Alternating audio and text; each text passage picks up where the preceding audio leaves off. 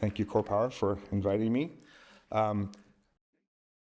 I guess I think you all know my name. I've introduced myself. I've been with TerraPower about 8.5 years. I've been working on our Molten Chloride Fast Reactor program that entire time. So have quite a bit of experience and knowledge of what we're doing. So I'm going to jump right in. A little agenda. We're going to do a little, given the audience here, maybe more of a shipping background, just a one-slide overview of TerraPower so you know what we're about and what we're doing.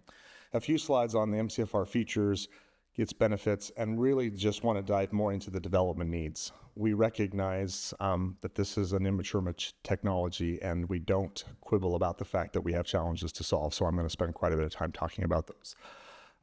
Talk a little bit about our technology roadmap and how we, at a high level, envision developing this reactor, and then do a little bit more deep into our Delta and demo programs that are designed to develop this technology, and then really focus about half the time specifically on the technology development and the focus areas that we're working on. So TerraPower, if you don't know anything about us, we have 3 major programs. We have a sodium fast reactor called Natrium. Natrium is the Latin word for sodium. That's why that name exists, if you didn't know.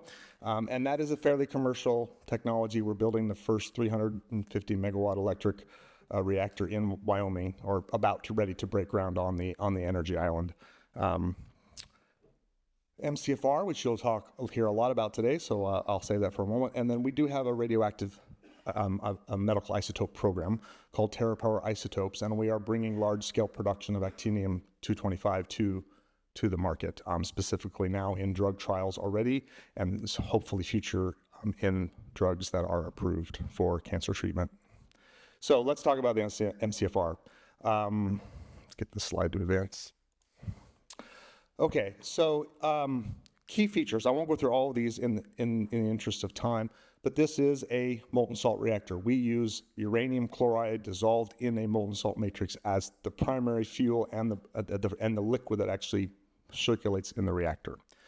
One of the benefits of the reactor is we can run this reactor at very high temperatures. The fuel stability is quite good, all the way to 800-900 C. These fuel salts will not vaporize until the structural steel around them melts. So we are not limited by the physics of the fuel. We are limited by the limitations of the materials that actually contain the reactor. So that gives us the opportunity to provide this technology to industrial users who are interested in, high temperature heat applications eventually. Obviously, we're here to talk about maritime. We do run this reactor in a fast spectrum, high energy neutrons. We do that for a number of reasons. One, it does reduce the amount of long-lived radioactive waste, but it also allows us to flex this technology into other markets as well. Actinide burners to close fuel cycles is another capability of this technology, which is why we like to stay in the fast spectrum. Obviously, because of the high temperature, we can achieve very high thermal efficiency, which just makes everything smaller, a little bit cheaper. The reactor is actually quite small compared to its contemporaries for this power level, specifically in height. Right now, the work we're doing with CorePower, we're trying to keep this reactor height to about 20 to 25 meters total so that it fits nicely in a maritime environment. So we're definitely very competitive on size, specifically in height. We can, with a grid scale reactor, with that fast spectrum, achieve full breed and burn. We won't do that in a maritime reactor because it's just too small, but a very large core for a gigawatt scale reactor, we can, with this technology, reach breed and burn technology. And then one of the things that we love about the maritime market is what we call our common core approach. So if you know a lot about molten salt reactors, essentially, once I pick a neutron reflector configuration and a reactor configuration, the size of that reactor to go critical is really just limited to what I start with my initial uranium enrichment. So that reactor core is going to go critical whether I move 1 ounce of salt through it or 10 cubic meters of salt through it at any given time. So I can develop a common core, and then I can scale my fuel salt loop, which pulls my power out of the core for different applications. So I can scale those components up and down, or I can add multiple loops, potentially as many as the reactor structure will handle, to scale the reactor power for different applications. I won't touch on all these benefits because some of them are duplicates and some of them Toby kind of talked about this morning. Again, we will re-emphasize the sense that this is a low pressure reactor, has very low source terms, so it helps with that insurability concept in port operations. I will also mention this is, again, a liquid-fueled reactor, so liquids expand when they get hot. You get natural circulation, and so we get a very passive safety reactor in terms of decay heat, natural circulation, but at the same time, this reactor has a very high negative reactivity to temperature. So I can actually get this reactor to shut down just by removing cooling, not actually inserting control rods, and it will shut down, theoretically, based on the physics. We'll be proving that. I'll talk a little bit about that in a moment. And then when we look at fuel manufacturing, it's expensive. Liquid fuel has the potential to be much cheaper than fuel pins, than fuel pellets, because we don't have to employ high tolerance, tight tolerance manufacturing and testing of those components. So the potential is there for the fuel manufacturing process to be significantly cheaper than fuel pins or TRISO fuel. I'm going to skip this slide. Toby did a good job talking about how these attributes line up in the maritime, and so in the interest of time, I'm going to jump to the next one. So what I want to talk more about today is what are the development challenges and what are our focus areas to bring this reactor technology to market. And essentially everything you see on this screen is necessary and is areas where we have work to do. So, and I'm going to go into some of these in much more depth here in a minute, but all of these essentially, materials, if we can't contain the reactor and we can't keep it from corroding, we don't have a technology. So there's continued work going on there that I'll talk about in depth. We have a liquid fuel. That liquid fuel has to retain reactive nucleotides. It has to survive transient events. So we have to understand how that fuel performs in all of those and characterize that performance and guarantee that performance. So I'll explain what we're doing there. Well, obviously we have new components, high temperature molten salt pumps, heat exchangers, those things that we have to develop. There's some nuclear data uncertainty with respect to our chloride salt reactor that I'll talk about and how we're addressing reactivity control. This reactor potentially will use fuel polishing. I want to remind everyone that's not reprocessing. This is just a mechanical separation where possible of gaseous fission products, and we'll talk about what that means. That leads to the necessity of an off-gas treatment system, which we'll talk about. And then in general, just high temperature molten salt operations is relatively new. So there's learnings to be done in that area as well. Obviously, the fuel cycle is a challenge for any advanced reactor if you're using highly enriched uranium or HALEU. And all of these things have to be addressed for the plant design to mean something. And as we consider all of those design attributes and all of those things that we're focusing on, we're constantly trying to address how all of these design components affect safeguards and security, how all of the data we're collecting helps us improve modeling and simulation, because all of that supports the licensing effort. So I'll go into a few of these in a bit more detail. The roadmap. So this is a little bit different version. I've tweaked it a little bit from what you've seen before. We are essentially in this time at the start of the big yellow box that you see there that says MCRE with a circle through it. So looking in the past, we have built and run what's called our integrated effects test. I'm going to show you some slides on what that looks like here in a minute. Presently, we are designing and deploying our molten chloride reactor experiment at the Idaho National Laboratory, and I'm going to talk in a fair bit of detail about what that is.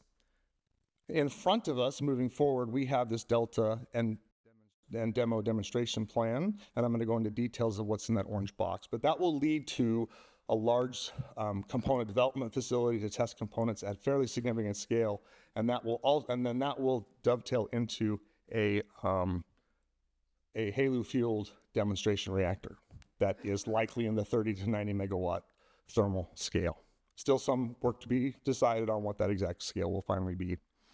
That will be the springboard to maritime products. And what you can see here is essentially back to that common core technology where we can scale the fuel salt components up and down and the number of them. We can accommodate with this orientation something between 30 and 300 megawatt electric in this one platform.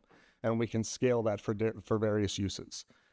As we perfect the technology with the very fast build operate cycles that we believe we can get in the shipyard environment, this will help us mature the technology and actually move to grid scale reactors that are terrestrial. So that's kind of the vision of the program. I'm going to skip this slide because I'm a little over on time. So a little bit about the IET. So this is a fairly large electrically heated test bed that allowed us to build components and move molten salt around at fairly large scale. This is the common core here is connected to the fuel salt loops on 2.5 and 3 inch piping, so fairly large scale. This is not a 1/2 inch tubing reactor that you would see, at a bench scale. So what that system has is a simulated reactor core that's electrically heated, 2 fuel salt loops that communicate with that reactor core, and then those are electrically heated as well externally. You have a fuel salt pump that moves that salt in and out of the core. You have a simulated reactor decay heat system, which is the heat exchanger you see at the very top in red on each loop. And then that heat is communicated through a heat exchanger to the primary coolant salt loop. And there's 2 of those, 1 on each side. And that heat is ultimately rejected to air. And then there's also all the support systems. We're trying to build the most integrated flow sheet of what an ultimate reactor would look like and tested very early. And so this machine was built under the ARC 15 award and has been operating for a couple years. We've had some challenges. We're doing some debugging, but it is operating today. And I will show you, this is a picture of what that looks like here in our Everett laboratory. So it's kind of hard to see. It looks, the exoskeleton of the steel all the way around all the equipment. But what you see at this lowest level is essentially cubic meter salt tanks that are the drain tanks for the salt, and then the test loop is actually kind of buried in all the steel. But this machine is in our Everett laboratory and it is operating today. So that's kind of looking back a little bit. Presently, we're working on MCRE, which is our molten chloride reactor experiment. This is a true reactor experiment. It's as small of a critical reactor that we could design. So it does use HEU that INL is providing to get a reactor that's about 300 liters in size. So not very big. And its goal is to achieve criticality for the first ever fast spectrum molten salt reactor. We are definitely using this machine to confirm reactor physics and reactor kinetics and delayed neutrons as a result of flowing fuel. We are going to demonstrate handling fuel and loading fuel that is, again, it's HEU, so it's 90% plus enrichment, so it's a fairly high radioactive field. And we've done a lot of this demonstration before, but with coolant salts that don't have the radioactive risk challenges. So this is the first time we'll be moving, essentially radioactive fuel around and loading it into the reactor. Obviously, to build this reactor and this experiment, we have to have the supply chain. We have to engage suppliers to build these components, and that's very important as early as possible. And then we're gathering data from this machine that will help future designs, but it also helps with a risk-informed performance-based licensing framework where you need PRA and you need real data to inform what your potential licensing basis events are. So this is what MCRE looks like. This is a cross-section of the CAD. I will show you the actual hardware here in the next slide, so it is coming. We are building an electrically heated mock-up of the exact same equipment that is under construction now and will be operating in our lab in Everett in the first half of next year. It is, again, it's electrically heated. It is designed to debug the system and test every component possible before this machine actually goes critical at INL in 28 or 29. A bunch of statistics there on the reactor that I won't go into in the interest of time. You can read them quickly. I will point out that this is done in collaboration with TerraPower, with CorePower, with Southern Company, and a host of other sponsors that you can see on the slide. So here's some real hardware. This is from the mock-up. This is not the actual nuclear equipment, but the nuclear equipment will be very, very similar. So all this equipment is completed fabrication is being delivered to our Everett lab as we speak and starting to be integrated into the larger system. So that's a little look of where we're at now. Where are we going? So the key point about this slide is we're breaking our development to build a demonstration reactor really into 2 pieces. And the individual boxes aren't too important, but the goal of the Delta program is to really de-risk the technology, demonstrate key phenomena, and de-risk the demo so that when we make a funding decision to build a multi-billion-dollar demo, we're doing that with the right information and the right fidelity of not only whether the reactor will work, but how much it will cost, so that we have better data on the demonstration program cost. The other key thing we're focusing on between Delta and demo is the goal of the Delta program is to test every component in every system and advance that to a TRL4. So if you're not familiar with the technical readiness assessments, a 4 is essentially something better than basically your first really pilot scale, but it's potentially not integrated into a larger system. It's an isolated or separate effects test versus a larger integrated test. but it is definitely something greater than a bench scale, experiment.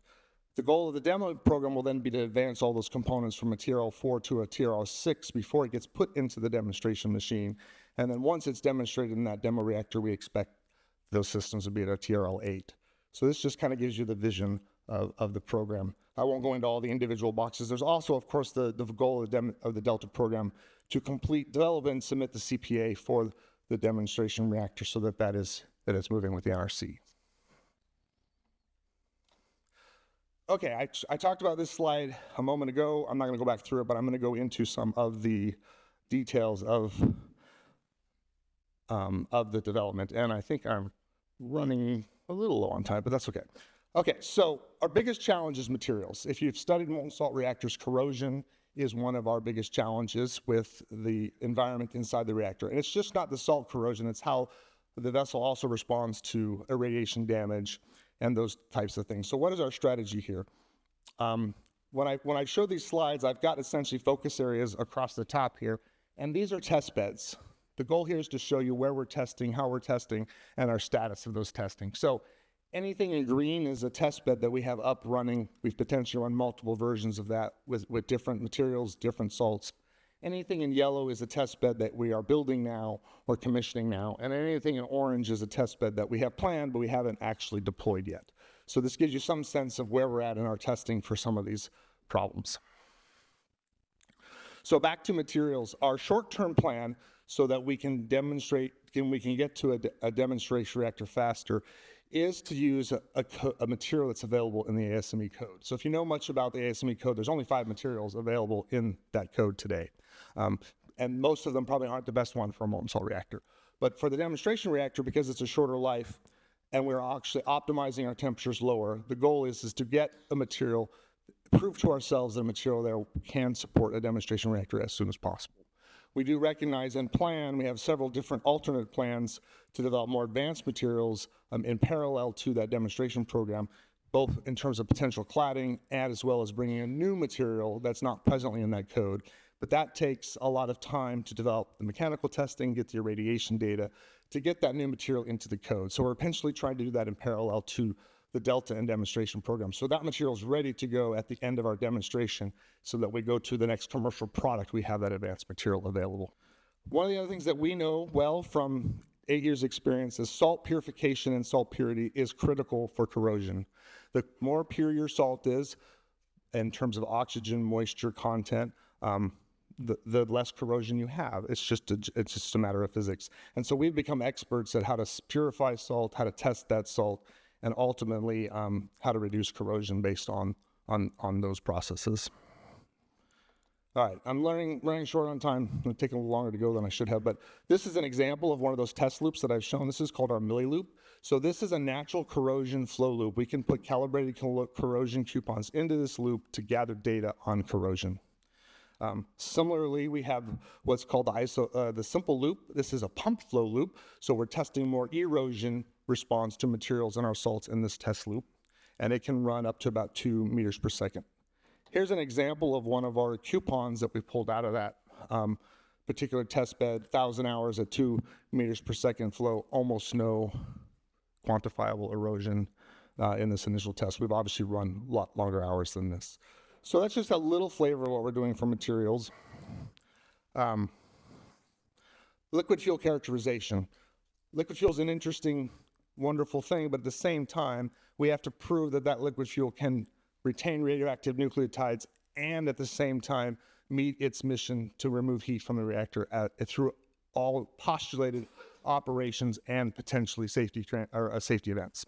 And so to do that, we actually have to gather all of that data for all the physical properties, for clean fuel salts, for salts with fission products, for salts with corrosion products. And this slide shows you some of the progress we're making in those areas. We also have to understand how that salt, the volatility of fission products that are in that salt is affected by temperature and by reactor operations, so that we can either understand that and predict it or even use that to our benefit in a kidney loop where we potentially manipulate the salt temperatures to get those things out of the salt in real time, or potentially in like a dialysis mode in batch ways, so that that material is already out of the salt before a reactor transient might happen. And all of that leads us to our ability to do chemical modeling of the salt and how it performs across all reactor operations and transient conditions. So this is a picture of some of our physical property measurements that we're making. I'm going to advance quickly just to leave time for questions. This is some of our electrical hardware. So we do a lot of electrochemical testing. If you may not be familiar with what electrochemical testing is, but we use redox control, which is a measure of corrosion that can be inferred based on the voltage potential of the salt. And so we've developed technologies to do that, to make those measurements and control the salt's corrosion. So this is an example of electrical chemical cell here. These are pictures of our fuel salt. We have a system now, we can make about 1 kilogram of uranium chloride fuel salt per batch, which is enough for our R&D needs. Certainly we will have to scale that for larger batches in the fuel. Fuel polishing is another area that we're working on. To the extent we deploy this on a maritime reactor is somewhat still in debate, but fuel polishing is essentially like a kidney loop where we will have insoluble fission products in the salt that you potentially want to remove, otherwise they can clog up the reactor, get into the heat exchanger. And so simple filtration techniques have been used and demonstrated, but we have to understand a lot more about particle size, generation rate, and how to remove those particles from the fuel salt as we develop the program. Similarly, I've mentioned redox control and composition measurements. We have to take those to actually verify the fuel is in the state that we want it for the long-term health of the reactor. So that's where salt sampling and control comes in. And then lastly, we will have gaseous fission products that we will benefit from removing from the reactor to reduce its source term. So you have to have a system to deal with that cesium and iodine potentially in time. So we also are using component development. So this is our flange test to show that we have flanges that work in molten salt. This is an example of our IAT pump and its heat exchanger. This is our MCRE pump test loop. So the MCRE pump actually uses a mechanical coupling instead of a mechanical seal. So we've been testing high temperature bearings and testing the hydraulic performance of the pump. And I'm going to skip this, but obviously we have some unknowns in nuclear data as well as reactivity control. That's what the MCRE reactor experiment will help us answer and reduce quite a bit of uncertainty there, which will help us reduce design margins in the demo and build a larger demo faster. Some of our chlorine-35 cross-section uncertainty has been answered by some work we've done with Los Alamos and through a GAIN voucher. So the last two slides that I want to leave you with is, this is a block flow diagram of the reactor core system. It's meant to be fairly simple, but essentially you have that common core in the label there as the RCS reactor. You have a fuel pump, you have a PHX, this is salt-to-salt heat exchanger, and then that salt just circulates back. And then we have support functions. We have a primary coolant salt loop, which is where we remove heat from the fuel salt through the PHX. And then everything else is support. We will use reactivity control rods. Those will be secondary control mechanisms for the pilot reactors, but they will be there. The cover gas system, which removes those radioactive nucleotide fission products from the argons off the pump. And then we have a preheat system for the reactor, nuclear instrumentation, and then drain tanks to manage fuel. One last quick slide. So we talk about this reactor being safe. This is a coupled thermal hydraulics neutronics model of the current reactor design. And we're showing both the loft and the unprotected loss of force flow and the protected loss of force flow. So if you're new to nuclear, what that means is if I lose cooling, most reactors heat up and can go out of control. So in almost every nuclear reactor, you protect for that loss of cooling and you insert control rods to stop their activity. But because of the nature of this liquid fuel in this reactor, if I just stop all cooling entirely and do nothing else, the fuel salt will heat up, and it'll heat up about 120 C, which is a fair amount. But then that negative reactivity kicks in, and that reactor will shut down, and it will turn around and start decay heat and start to cool. Now, 120-degree delta is a pretty rough challenge on the pressure vessel, but it's not catastrophic. You wouldn't want to do this 50 times, but it is survivable if you had an unprotected loft multiple times. What's more common is what we call protected loft. Once you recognize you're losing coolant flow, you would do your rod insertion, reduce your activity. And so this shows you what the projected temperature gradient of the fuel is in the system with that protected loft. So this just demonstrates what we're talking about when we talk about something that's more walk-away safe, and that if we lost all cooling, we could basically transition from power to natural circulation to K removal with almost no interaction from the operator. And I'm over time, but do we have time for a few questions, Charlotte? Okay, I'll open it up for questions. I went pretty fast there. Thank you for the presentation. So I'm Doreen and I run Fresco Cleantech Solutions, an independent financial consultancy. My question is with regards to your presentation on TerraPower, but generally across the themes. I haven't yet heard the concepts of digital twins or AI. So I'm just trying to my question here is, how much do you utilize digital twins in creating the pilot project that TerraPower is coming up with? And where do you see the role of AI influencing the exponential, which is what I would presume, growth in the development of the reactors? Thank you. So we definitely use digital twins. We have a digital twin of that IET because one of the points of the IET is to actually validate the digital twin by taking the real machine through its startup cases, shutdown, transition from force flow to natural circulation, and take that actual physical data and prove that the digital twin matches, and so that our modeling and simulation that is used in the digital twin is accurate. So we have a full digital twin for that IET system. We don't have a full integrated digital twin for the reactor we're designing for the maritime yet because we're kind of back to the pre-conceptual design phase, so it will come. In terms of AI, we're skeptical as engineers, back to that ethos that Rickover gives the industry about knowing what we're doing. And so we have some early skepticism about, can we trust AI to have any role in the design process? It is useful in screening concepts, screening ideas, and fast screening things, but I think in terms of actually, just general engineering, it's something we struggle with to understand how to use. I think it's the way I would put it.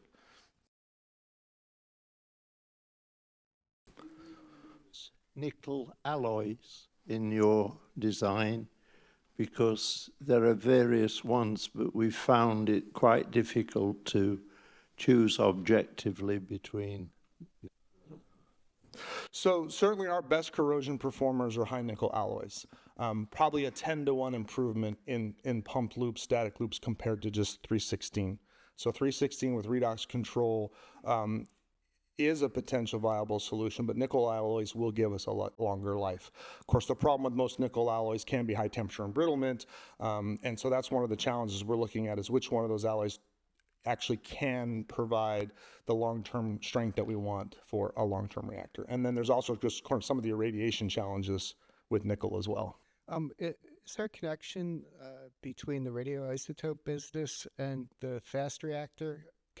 I.e., can you use the molten chloride reactor to create, say, thorium-229? Absolutely, you can do a minor tweak in this fuel salt composition and have a reactor that can generate that thorium and to make your actinium. I mean, the thorium that we're mining today for our actinium process came from the MCRE that was ran in Oak Ridge back in the 60s and 70s. So absolutely, you can do that.